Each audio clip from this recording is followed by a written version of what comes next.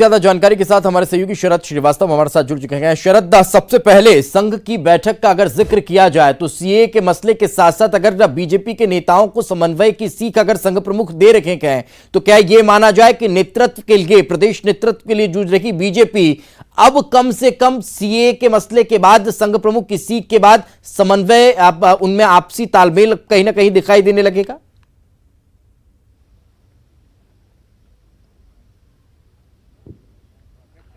देखिए, ये कोशिश रहती है संघ प्रमुख जब भी बैठकें करते हैं, और अगर संघ प्रमुख खुद बैठक ले रहे हैं तो फिर ये समझ लेना चाहिए कि जो आनुषंगिक संगठन है वो और बीजेपी के संगठन में जो जिम्मेदार लोग हैं वो दोनों आमने सामने बैठते हैं, और साथ ही संघ प्रमुख अपनी बात रखते हैं, आनुषंगिक संगठनों के जो पदाधिकारी हैं वो अपनी बात रखते हैं, और फिर कहीं ना कहीं संगठन के साथ में जो बीजेपी संगठन है उसके साथ उनके समन्वय की बात की जाती है। देखिए, 6 जो सत्र हैं उनमें ये बैठक होनी है। 2 सत्र हो चुके हैं, और आज जो 12 बजे के आसपास जब सत्र हो रहा था तो उसमें मोहन भागवत ने खुद ही जो आनुषंगिक संगठनों के पदाधिकारी हैं वो और बीजेपी के जो यहाँ बड़े नेता, जिम्मेदार नेता पहुंचे हुए हैं उनके साथ में संवाद किया, उनसे सवाल जवाब भी किए गए, उन्होंने अपनी परेशानियां बताई और उन्होंने उनके समाधान भी सुझाए। तो इस तरीके की कोशिश इन बैठकों को लेकर होती रहती है।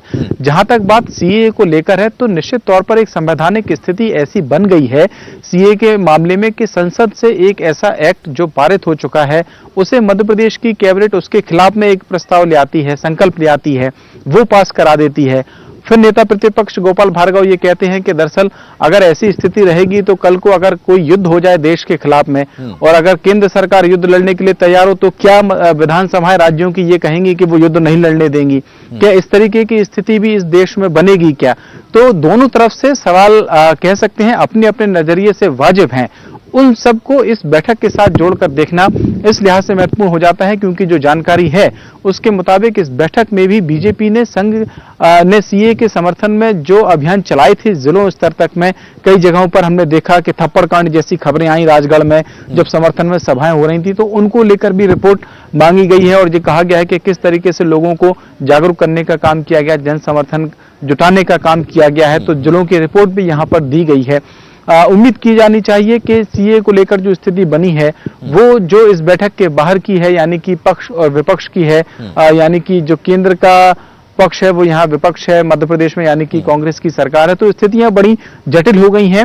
अब देखना होगा कि यहाँ का जो समन्वय होता है आनुषंगिक संगठनों का और बीजेपी का, उसका बाहर क्या असर होता है, क्योंकि कैबिनेट ने जो शासकीय संकल्प है वो सीए के खिलाफ में आज पारित किया है। बिल्कुल, अब कैबिनेट में जब ये पारित किया गया तो इस पर बीजेपी की भी प्रतिक्रिया निकलकर सामने आई। गोपाल भार्गव ने इसको लेकर कड़ा ऐतराज जताया और हास्यास्पद तक करार दे दिया है। तो इसे फिर किस नजरिए से देखा जाए? आखिर क्या ये राजनीति और आगे बढ़ने वाली है?